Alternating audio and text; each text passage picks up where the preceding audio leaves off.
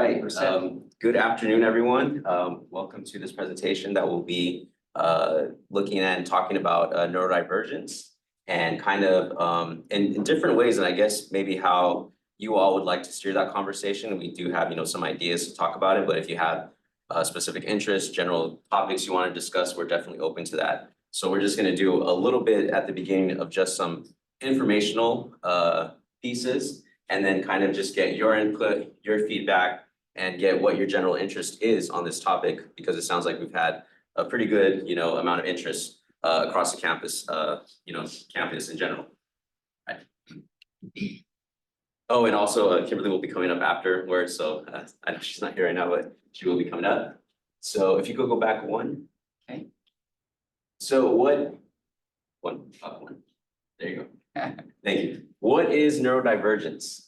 So in I guess, psychology, mental health in general, we're looking at different types of ways to describe certain things. There's always kind of a shift in language and change.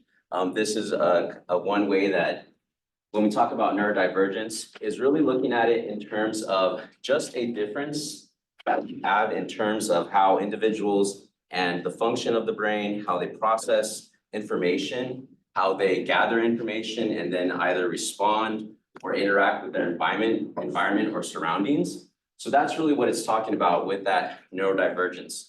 There's a lot of different ways in which an individual's brain, again, depending on whatever is going on around them, they're going to process, then again, respond or interact with the environment around them. So oftentimes when we think about these things and what we would consider what would fall under neurodivergence would be things like autism, ADHD, dyslexia, and we're going to kind of go into a little bit of some of those, I guess, features that are associated with those, and also get some conversations around your own personal experience, either in work environments, maybe with your own children, or just interactions with others in general. Next slide, please. So as I mentioned, it's really looking at a variety of ways in which the brain is functioning in terms of what's happening in the environment, also the development as well. So we all know, or some of us may know a lot about the developmental stages. There's milestones that we meet as we get older, as we age. And sometimes, those things can look differently for different people, depending on what's going on. And so that's when we think about this topic of neurodivergent.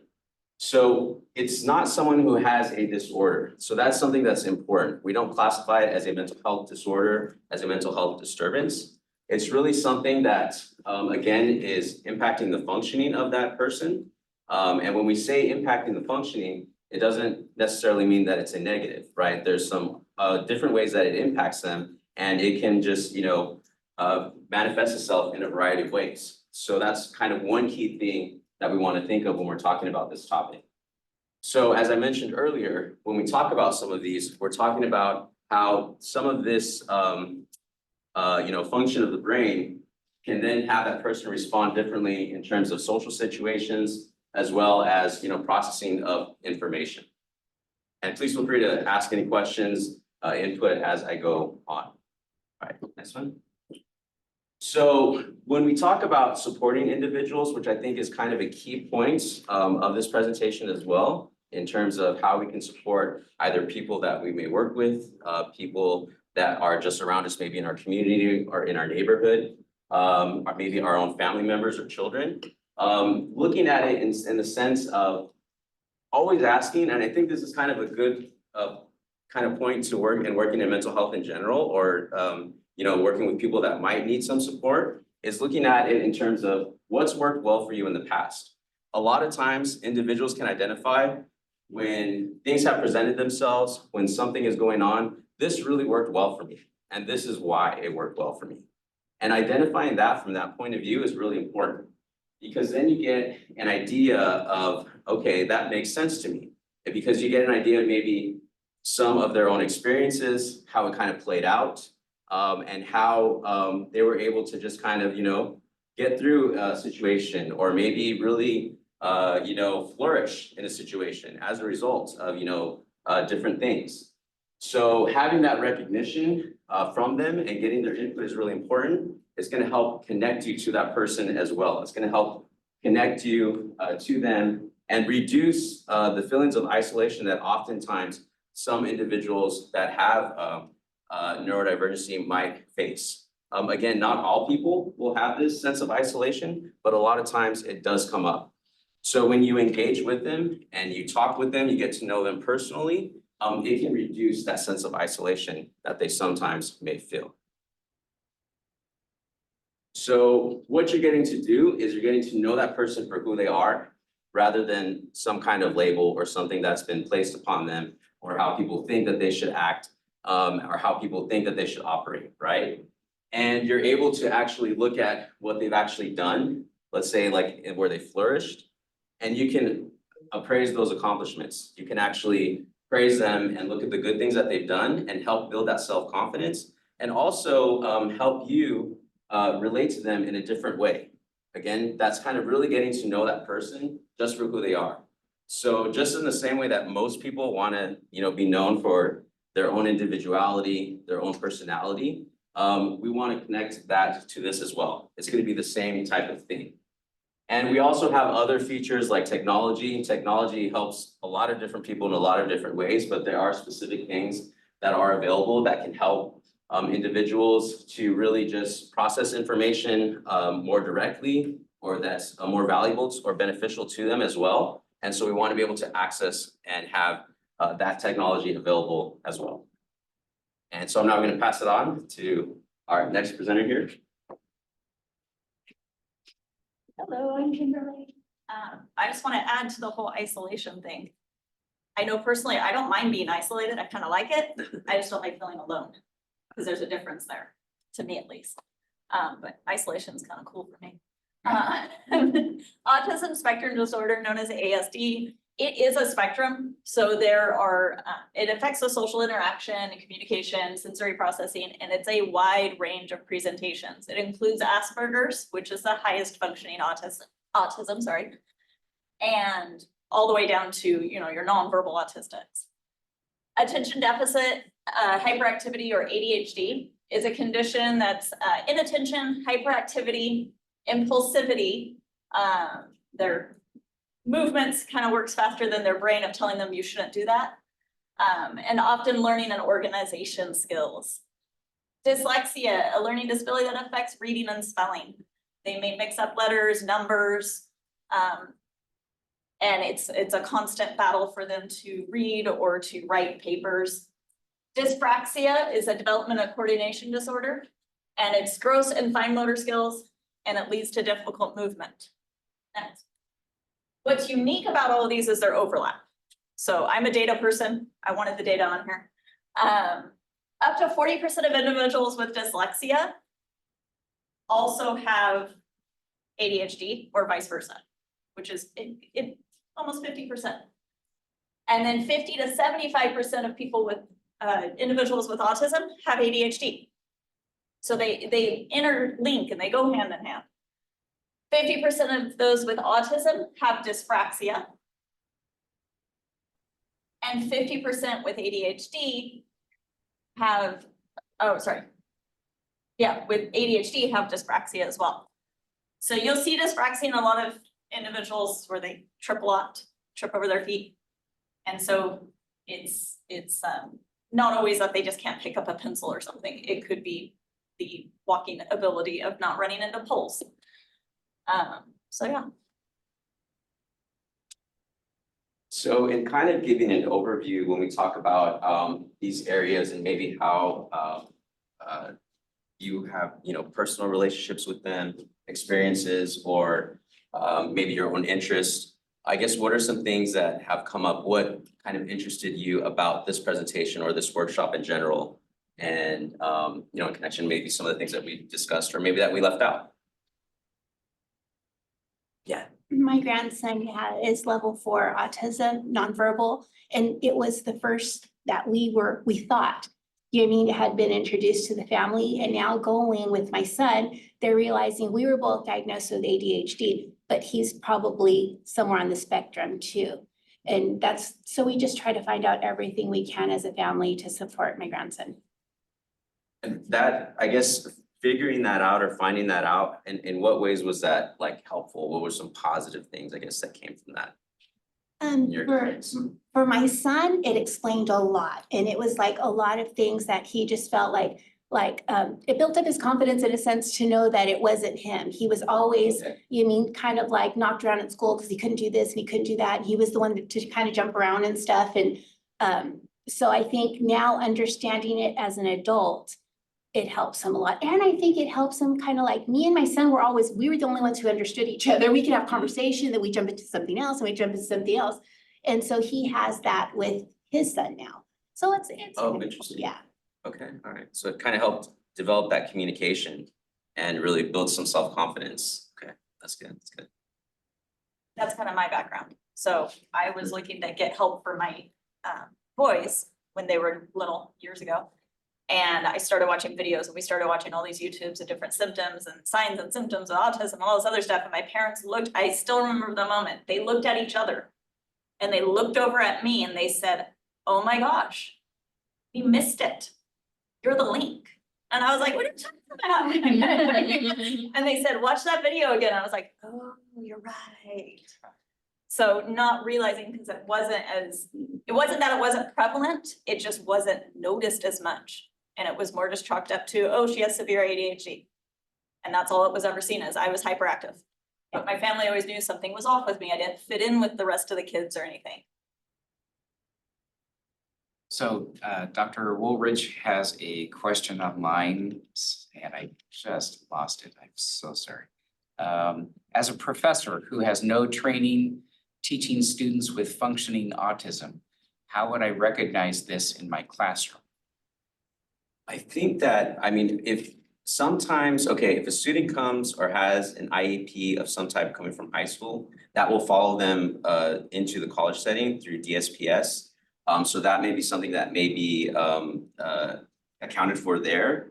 If it's something to where you're realizing they're having difficulty, maybe with the environment, with certain specific things that you notice that have a constant kind of, impact on them, engaging in the learning process, maybe meeting with them, asking them, is there anything that they're seeing that is interfering with their learning?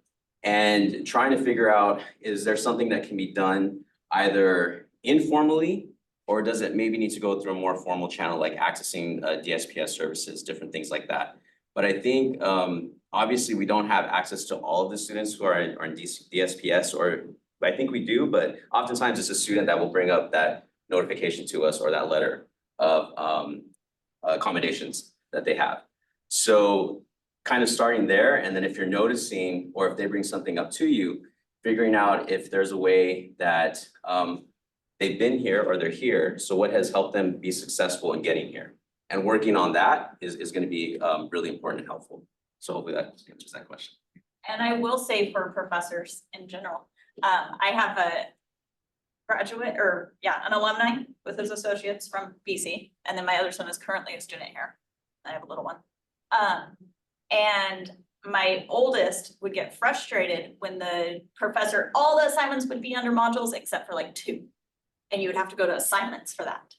And for that routine with the autism of having everything in one place and not having to click all this other stuff, he would miss those assignments because it was tunnel vision. It was, this is where they should be though. I don't understand why it's not under modules. And so he missed a few assignments and he would reach out to the professors and they'd say, no, you should have looked everywhere. How are they supposed to really know to look everywhere? Why can't it just be in one place? So trying to make it a little more organized for them because they do get fixated on things. Yeah, and that can throw off in terms of, again, like you mentioned, just the routine or the accessibility there. That will make it difficult, right? And then if they don't get a response that's supportive, that can potentially turn them off. Hopefully they don't, get too turned off from that. No, it is a spiral. Mm-hmm.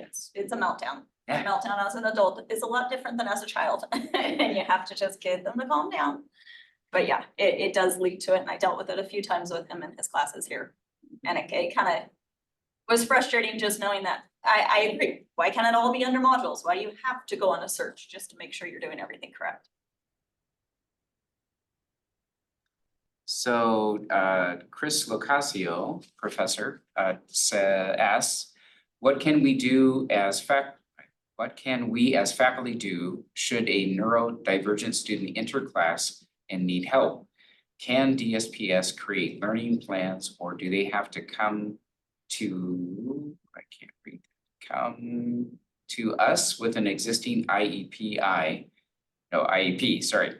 Would we have to refer them to a psychologist or medical doctor for an evaluation, or can DSPS offer accommodations? Well, if they're coming with an IEP from the high school setting, those accommodations should automatically go into DSPS unless there's some unremarkable kind of, accommodation that, isn't applied in the educational setting. We wouldn't necessarily refer to any outside, psychologist or, provider. If they come with an accommodation and maybe they don't have access through DSPS here at the college, I think it's appropriate to refer them to DSPS, but in the meantime, seeing what that accommodation is and can that be accommodated in the classroom without, again, if it's within reasonable, accommodation that's reasonable and it's not something that's going to require a large curriculum change. But always kind of, letting them know that we want to continue this because, and the reason why you want to refer to DSPS is so that way that IEP now applies for all of their courses with all of the professors or all faculty. So that's an important a key reason as well. Yeah, so it wouldn't just apply for your classroom, it would go beyond that.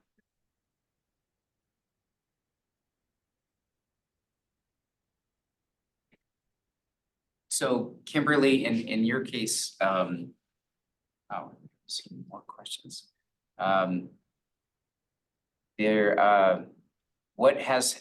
What have you noticed as an employee in the work place then? And what things helps you or hinders you in your workplace environment? I have to give a shout out to my dean because she really does try to understand everything. And she sat down with me a few months after I was here and she said, okay, why this or that? And she said, we were just talking back and forth and I said, could be because I'm autistic. And she said, this explains things. So we started making the connections because she wanted me to come to her daily and I didn't want to be pushy and stand outside her door and be like, hey, do you see me? Because that's not my personality. It's autism. It takes a lot for me to just go to that doorway. And so we came with, okay, just come say good morning and then be in contact with me otherwise, or come to my office if you can for other things. So we've learned to kind of work with each other because she's more a face-to-face person. And again, I like isolation. I like being by myself. And then noticing that on my tasks, not giving me things that are going to require me to be so much interaction. However, I am in charge of all the students that are compliance. I have no problem helping with their compliance. That's not an issue at all. I do computer lab with them. I help them out. But I think a lot of it is just finding that niche, finding where you truly fit. Because at first, not knowing where I was coming from and knowing my background, I was a manager somewhere, so I must be this outgoing personality and I'm not. So I think just realizing that and being able to help with that. Other than that, I mean, I do have mild dyslexia, but she asked me one time, she said, are you possibly dyslexic? I said, just a little bit, just a few numbers and a few letters. Other than that, I'm fine. So just me, myself, knowing, triple check it, make sure it's accurate, because I do deal with rotation assignments for students. So I have to make sure my numbers are in there correctly. So I do a lot more verification than I did when I first started. I've only been here almost 2 years. But I do a lot more verification than I did the first year. I'm like, no, let's verify it again. And she's like, what did you do today? I re-verified because that's what I need to do to know it's going to be correct, because I don't want anything to be messed up. And then for me, part of, I guess, I don't know if it's so much neurodivergence or the fact that it was never really acknowledged and supported in my previous work environments. I'm in more fear of messing up, that I'm going to get in trouble. And so when I do make a mistake, I went to her a few months ago and I said, I messed up. And I told her the problem and she said, okay, well, first, don't beat yourself up. I said, how'd you know? And then just, she said, okay, what are you gonna do next time? How are you going to prevent this from happening next time? So I developed a way that I'm gonna prevent, I had 2 groups on the same floor at the same time. It's not a good thing. But I fixed it and it's not gonna happen again because as long as I'm doing my rechecks. But it's definitely having your main support person, which for me is the dean, because I directly report to her. Having her on board with what's going on.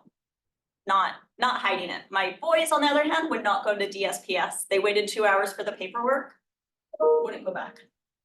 And they both had IEPs, they could have just handed over with the paperwork, but they refused to because they said, no, I wasted 2 hours, I'm good. And so they never went to DSPS. And so it was a struggle. Thankfully, one did everything online, so it made it a little bit easier because he could ask me questions more often. My other son sits in a classroom, I'm like, I hope you don't fall behind. Like, you have to stay on top of it because they don't have that extra help like they need for recording the lectures and things like that, that would help them. But you can't make an adult do something. Right. You can't push them, you can only provide Exactly. support in order to kind of engage or start that process with that, something like that. So Claire has a question online. I have had students who have accommodations, but they do not have other support services and need other services. How do we help support them with this? I have a child with ADHD and he is getting therapy, medications, and has an IEP at school. He needs all of this support. Many students are very resistant to further support other than DSPS for testing, and I'm not sure how to help them further. Yeah, I think this, if there is additional needs that are needed, I think in terms of the Bakersfield College here at our campus, we have Starfish where we can flag for attention in terms of providing services either through our mental health wellness center. That could be something that could start that process. If something is needed that is more long-term, they wouldn't necessarily be able to provide that there, but hopefully that mental wellness center here can then connect them to an outside provider that can provide more of that continuous care or more of the long-term or higher level of need care. So getting that starting point would be important. Again, one of the things that we are limited to as faculty is because our goal is to help, the classroom and engage with the learning process and, meet educational, learning outcomes. We do want to do everything that we can to support that student. But again, we can't also make people, go out and get those services. There is also the thing that I think could have happened where they do go and then they come back to you and say, I don't have an appointment until 2 months from now. I can't get there because of this or that. Going then again to our student services here on campus to help them hopefully get some assistance for that process, I think is helpful as well. Again, the process is not perfect, so that is something that, is a limitation. But I think if you do the best that you can to help them along that way, it is going to be helpful. And a lot of times they will remember it and at least they'll be comfortable in letting you know where they're at. And if you have the ability to help them out, throughout that time, they will appreciate it and maybe something can get done, right? Because it's like, well, have you tried this? Have you tried that? So looking at the services that we have campus-wide is important as well. Maybe going beyond the statement that's in the syllabus about, help with DSPS might be a little bit of a talk with the students or the class at the beginning to kind of help alleviate their fears about approaching DSPS. Right. And also saying, okay, well, what about other things that are available? I know that when I bring up certain things like even like the food pantry and, other stuff that we have on campus, a lot of students are just not aware of it. So again, if you bring it up, maybe at the next class meeting and say, and let everybody know so that they also don't feel targeted. You don't want to target that student either, but you bring it up in at the beginning of class and, you continually bring it up or bring up events and ways that they can connect throughout the campus that could be helpful as well.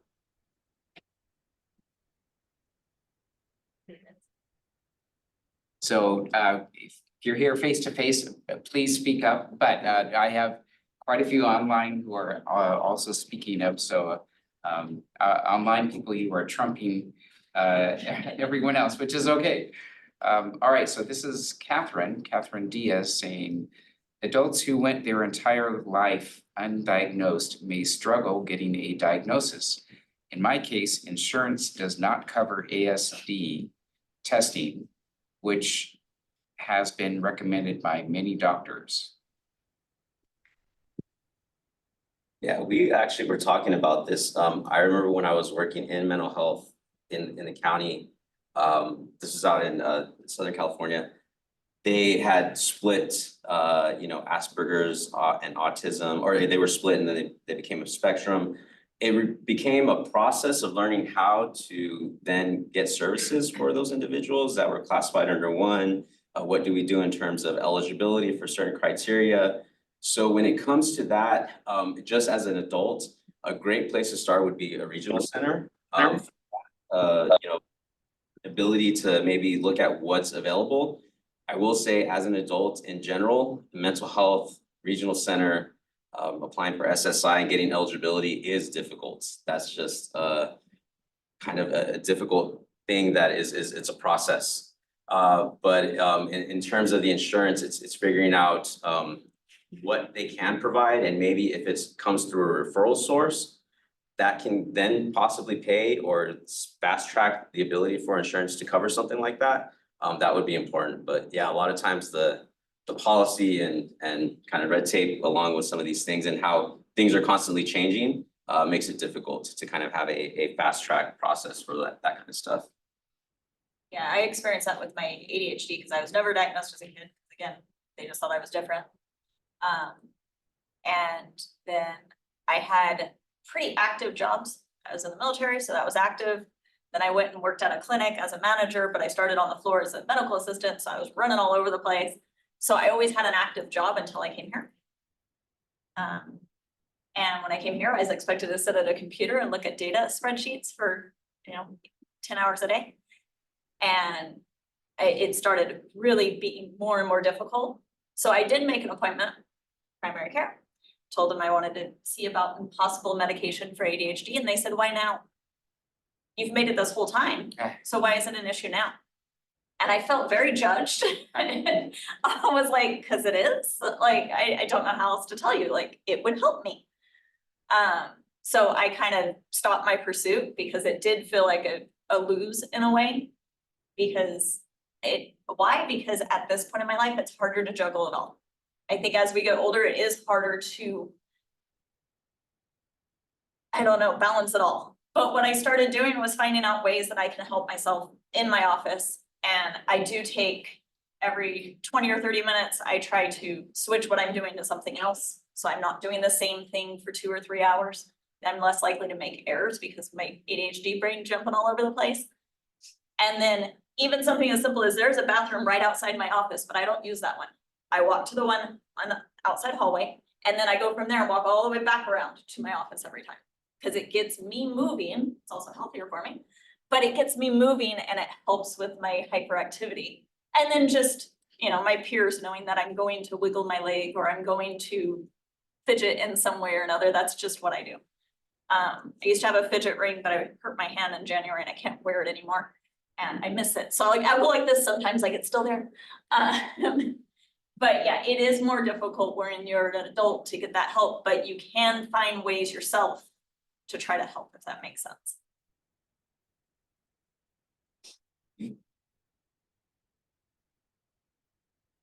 So Juliana Perez mentions that she can completely relate to that experience. I went from teaching to sitting at a computer, and I also find it very hard to sit for very long. Thank you for sharing.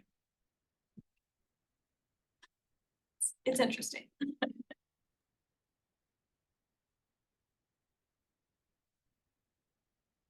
I think what gets hard too is that a lot of people with these differences, they master masking, where they just kind of pretend the whole time. And I was an absolute master at it. I mean, I waitressed, and to me, I was on, and I was like face on, and I could do all those things.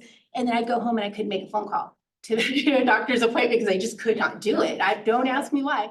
But that's what gets hard because you were doing it the whole time and then all of a sudden you're like, now I'm at a point where I can't. And it's true, as an adult, it did get harder for me. But I went from waitressing to being a GM and doing that for years and I just did the whole thing. And then at home, I couldn't do basic stuff. I didn't want to answer the phone. I didn't think want to to. me, it was anything leadership role I could do. If I was the leader, I'm like, I'm good. But you put me in a group, when I was going to BC, I was put in group activities. I hated group activities because you're supposed to be equal with them all. And I was like, I don't want to talk. And I ended up doing everything because my group didn't want to be organized, didn't want to do this, didn't want to do that. But what I found was I led a study group, and that was the way I did my leadership stuff in order for me to be able to socialize in a way. And that's what everybody always says. They're like, but you're great at socializing. I'm like, not really. Put me in a social setting. I'm gonna be the one in the corner. I'll just sit in the corner and wait for somebody to come to me. I'm not gonna open up conversation. We're in that supervisory leadership. I just sit there until someone talks to me. I don't go up to people. It's just not my personality. And finding ways to make it your personality, if that makes sense. Finding ways like right now, put a blast out for Nurses Week. We have Nurses Week starting May 6th. And I'm the one that sent out the email to all the program managers of different departments asking if they had anything to donate for the swag. And so it's forcing yourself in a way to come out of your shell a little bit more. But I totally relate to the whole can't make a phone call because no, I cannot stand it. You have to like psych yourself out to do it. And everybody else that's neurotypical is like, why? It's just a phone call. What's gonna happen? I don't know what's gonna happen. That's the problem. Anything can happen. What if you have to leave a message? Like, you don't have to do those so much anymore, but God, leaving voicemails or messages on machines years ago, because I'm old. Yeah, that's very nerve-wracking. In an educational setting as well, when you're masking, you're not in the moment. So you just realized all this information just went through and you didn't get any of it because you were too busy trying to be normal. And that was what was hard for me. And I just learned to what was really worked well for me were professors that I guess that were good lecturers. That's where I could go. Don't put me online because I could visualize it. They were doing the whole thing. They had slides and I loved it. And I was able to take all that information in. But otherwise I could read 6 chapters and I couldn't tell you what I just read. Yeah, that's definitely true, because ADHD brain is making your shopping list.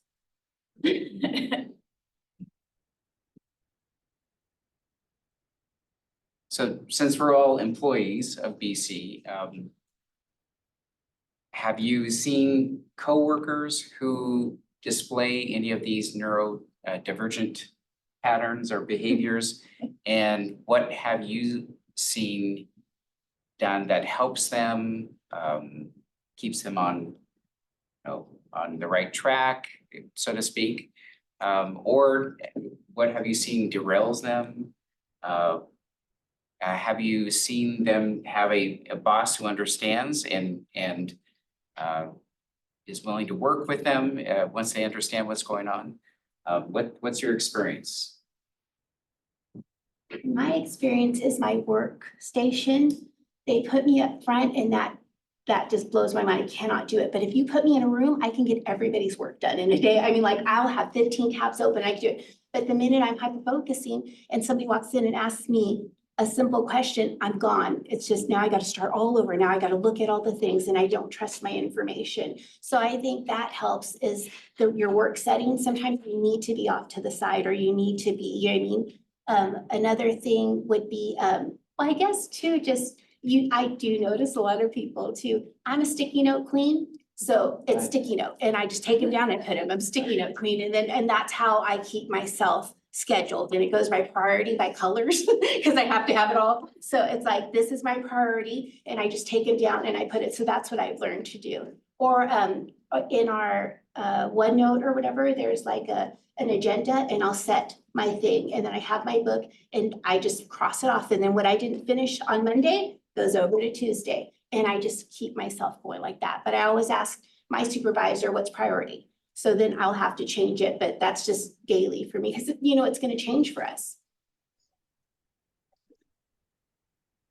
I had a coworker come up to me a few months back And she asked me if I had, she said, I don't wanna ask anything that pries too much, but if you're willing to share, do you have any services here or accommodations? And I looked at her, I was like, why?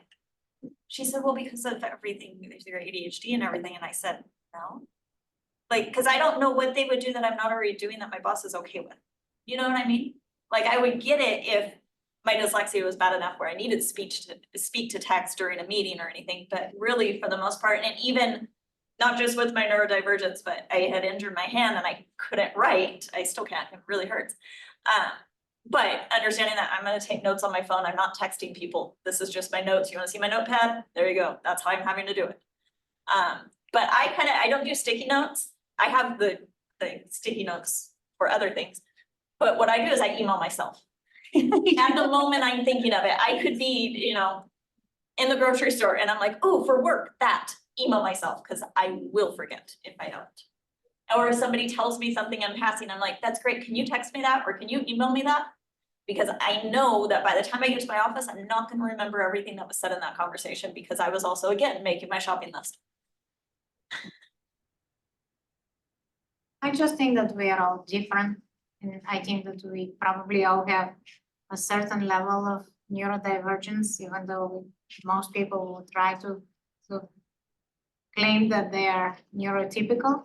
So I think it's, you know, too invasive to try to see someone that is different than your work style or your approach to the stuff. So what you say in the beginning, like what works well with one person may not be the same thing what works with another person.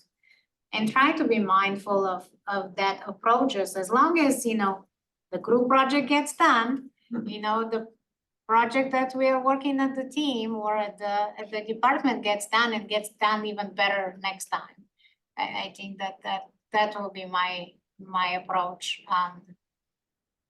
I know that for me, time is always in essence or is in my head. So if I have something that I believe if I have to solve it right away, I'll teams my supervisor and I'll say, hey, Dan, sorry. What do you have time? And in before we get to know how we work together better, I will say, this is what's happening. And now I have switched even in my approach to say, is now a good time for you? Because maybe for me is the end of the world to get it solved in that next 5 minutes, but maybe he's tackling another 5 things that are equally important to him. So just adjusting to that, you know, personality and style of work, I think is the key, rather than saying, oh, maybe I'm a little on the spectrum of competitiveness. And recognizing the overlap of them, because I was telling Professor this the other day when we were talking, I said, I saw this video and it was an ADHD. It was a video of somebody leaving the house and it says has to be there at 8. And the first said somebody with autism, it has to be there at 8, 7:55, they're going for the door. Somebody with ADHD, 8:01, they're going for the door in a hurry, they've got everything on their shoulders. Someone with ADHD and autism, they're there at 7:59 reaching for the door and they have on their pajama pants still. And I literally have lived that. Multiple times my first year here, I even stopped one time and bought shoes because I left the house in my slippers. And I called my mom and said, you wouldn't believe what I just did. She goes, you're wearing your slippers again, aren't you? So I have a pair of shoes in my car that are my, oops, I wear my slipper shoes. I have not had to use them yet. I'm doing better. But it's that I have a focus. I've got to get out the door and I forget that those are not my work shoes. And everybody at work said the boss would have been fine if you showed up in your slippers. I'm like, yeah, but I wouldn't have been. I have some questions about classroom management and setting boundaries. So I have a student who I think is probably on the spectrum. This person hasn't shared that with me this semester. First month or so class, they were fairly quiet, normal interaction. The last several weeks, average lab period, their hands up 10 times with questions constantly. And usually we like to say, you should ask your questions. Others in the room have the same question, right? That's often not true with this student. And so we're late enough in the semester that I would say I identified it as a disruption a few weeks ago, but I'm not sure that I want to make a significant change, right? I think we can live with it. It's not like other students are necessarily complaining, but it seems to be becoming more and more frequent. And just as an example, yesterday, the student really fixated on the font of one word on one slide and wanted to have a conversation with the whole class about why I should have used a different font. So any suggestions either specifically for this sort of evolution, because one of the reasons I don't want to make a change is something that you said, right, about shutting down. That I don't want to discourage students from asking questions in general. This is a good thing. This is what we want. But had this happened earlier in the semester, I think I would have had to have done something. So this would depend on, I guess, how you feel about it and what your different ways. I guess one kind of way could be, and I guess this would be kind of turning into a positive potentially, would be, I've noticed that you've picked up some things on my slides that are, different or odd. I actually think that'd be good for me to maybe fix them. Again, this is a different way of spinning it. Do you think that you could write down the things for me and give it to me at the end of class so I can review and go over the slides? That could be something where now it's a little bit more, they feel like they're getting input, they're getting heard, but it's also not something that's disrupting the classroom as a whole. I don't know if that could be something that you'd be open to. It reminds me, I think my med terminology teacher years ago here did that to me. I wasn't asking questions, I was just the one answering all the questions, because I had already been in the military as a medic, like I knew my medical terminology really well. And instead, one day, I think they were doing I don't know what they're doing, she said, we have a new book. You wanna go outside and look over it and give me feedback? And I really think that's why she did it, was to just be rid of me for a few minutes. And it wasn't that, and again, I wasn't asking, I was just answering all the questions because I had the answer. But I think she was just done. And it was her way of being like, let's give you something else you can do that's productive, that's helpful. Yeah. And I took it serious because at the time I didn't realize it. And I worked on all these notes and I gave it, she probably never did anything with it, but it gives them that purpose. One thing that the dean has done in extreme cases, so I work in student life with Dr. Damania, and when students have been extremely disruptive, he uses like a pencil type thing. So he'll give the student at the beginning of class 5 pencils, and they have 5 questions to ask during the class, or that many questions. And when they ask a question, they have to turn in a pencil. So then they kind of divert their questions to what is more applicable and what's more important to ask. Does that one apply to all students? Or Not necessarily, it was Because you just applied for to the all. one student that was being Mhm. very disruptive. And for that one student, it worked very well. So when other teachers came forward with issues, then Dr. Zamani could say, well, we've tried this and it's worked. And so, like I said, it was extreme cases, but it was just something that did work for some Thank you. students. Yeah, and I think something like that is pretty helpful as long as the student doesn't feel like targeted or they feel it's something negative, but it could be like, maybe it could I don't know the disruption, but it's like, it could be something, again, giving them purpose or giving them a sense of, oh, let me prioritize things, or, it could be, yeah, as long as they're not viewing it as like, oh, I'm the only one, then it could be a negative, but as they don't, if they don't perceive it as that and other students don't make them feel that way, I see that's a pretty good one. I've heard that one before. Yeah.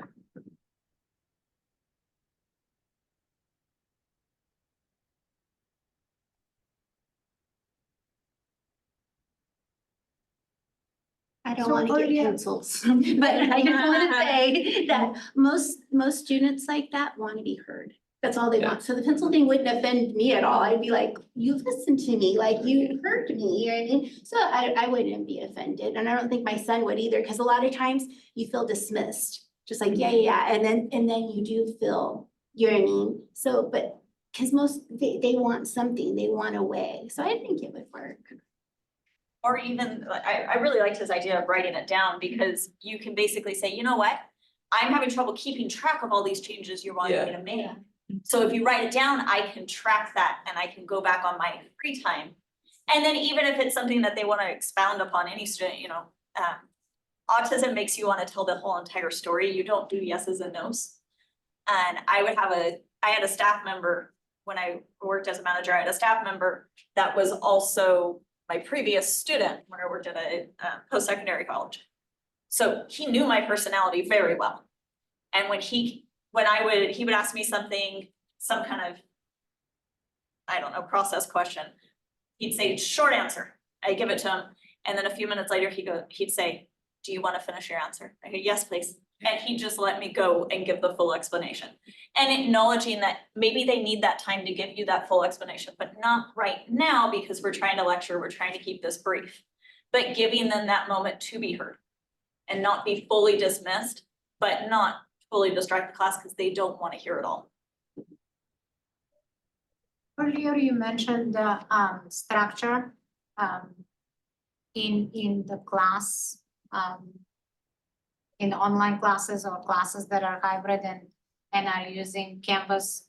What recommendations you have, especially with the effort of the college to ensure accessibility of the content, that it is both that it has the structure, but it's also very mindful of accessibility of the content. So I think it's kind of because it's all, and it's not new in the sense, the idea of accessibility or the structure, but I think in the way it's kind of, rolling out kind of simultaneously, and then, and then the substantive interaction as well, keeping up with all of that, I think we're gonna see what works best. Hopefully what we're trying to do is helping and is, actually engaging. I think you bring up something important though, when we have to do a lot of clicks and links though, that can become difficult. So I guess we're gonna see how effective some of these are at really engaging and truly being accessible. I think for the most part, they seem to be going well. But I guess we weren't really, but then again, when we have differences, the individualized differences, what do we do about that, right? And so I think that's gonna kind of be something that I guess we're gonna get more information on. But it seems to be going okay, but I think again, when we have a lot of distraction, that can be a little difficult sometimes, I think. I don't know if anybody else, you mentioned, I don't know if your experience with online teaching and. Okay. I will say my 18-year-old's in a hybrid class. And he did an 8-week course, made me nervous because he had actually dropped the 16-week course last semester because he couldn't handle it. He did it in 8 weeks better, so go figure. And that was every week there was assignments to do and they were due this date. Now this professor in the next level, he's in the culinary program, said, okay, this is all due at the end of the semester and that's where all the assignments are.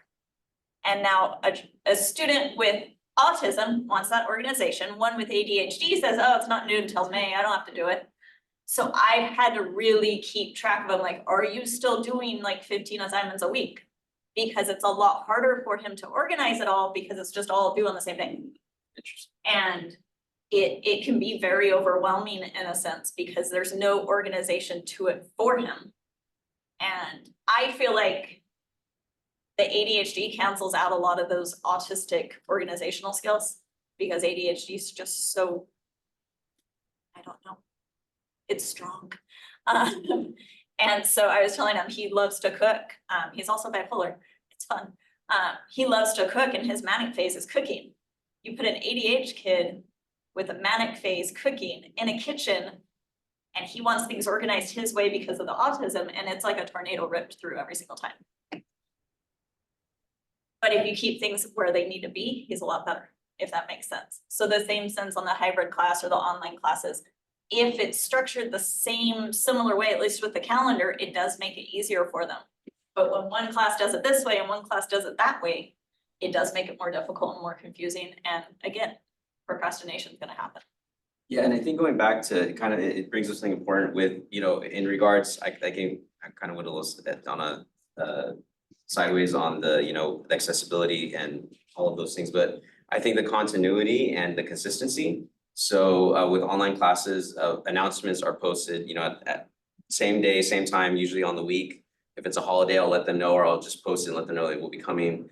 But having due dates pretty consistent, like even if it's released a day early or a couple days before, it's still gonna be on that, that following Sunday or that following Wednesday. It's always gonna be the same. And then I think just for all students, just having that consistency and things are, again, opened up on a weekly basis or, that every class is different. But having that consistency and continuity is really important. Because if something doesn't happen or you said something and you think you published it, but it didn't get published, then you get, hey, it didn't get posted today at, 9:30 or 10, the announcement.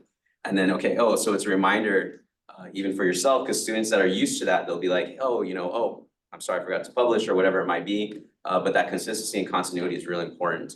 Alongside, and I think that, helps a lot more just with, if there is something different, then usually students will reach out and actually ask, what can we do about this? Or, if this isn't here, or it's not, it's different, why is that? So that can be helpful too.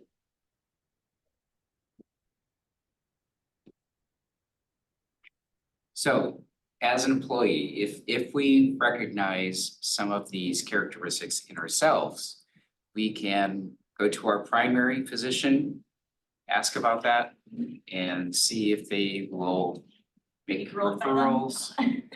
You what? I'm sorry? Being ruled by them. Yeah, yeah. Why didn't you do this sooner? But yeah, your primary care can help guide at least, especially, our employee insurance is pretty darn good, so it helps with that. And then, I think autism diagnosis is hard anytime after about 9 years old. So I'm not surprised to hear as an adult that it's difficult, because I did not try it with my oldest. I just know he has it. Because it wasn't he was already 13 by the time we were truly making connections. And I was like, there's no way, because he's gonna be seen as an awkward, antisocial 13-year-old. And not for all the things that we saw growing up. And the same thing, so much of it, we learn to adapt. I've learned to adapt, especially in the last few years. I've learned to adapt and overcome a lot of my antisocial behaviors, and things like that, to cope with my autism a lot better, that I didn't do as a child. So that's gonna be, what you're being observed by a professional would be how you are now, and not how you were at 5. So it's gonna be a really difficult thing to diagnose, where ADHD is a little bit easier because it goes with it. I know state of California, at least for the school system, does not recognize dyslexia as a disability. It's categorized as a learning disability in general, and that's it. They won't recognize it as the actual name dyslexia.